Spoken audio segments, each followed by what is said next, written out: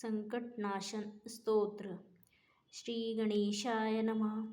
नारद उवाच प्रणम्यं शिरसा देवं गौरीपुत्रविनायकं भक्ताव्यास स्मरे नित्यमायो कामार्थसिद्धये।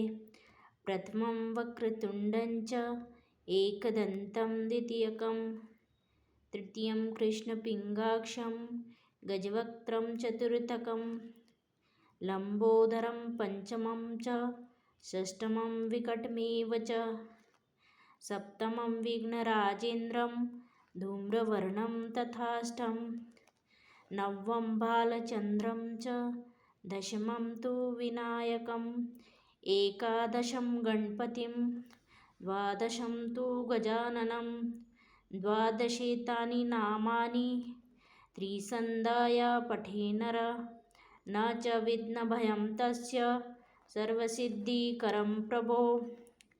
विद्यार्थी लभते विद्या धनार्थी लभते धनं पुत्रार्थी लभते पुत्रान् मोक्षार्थी लभते गतिं।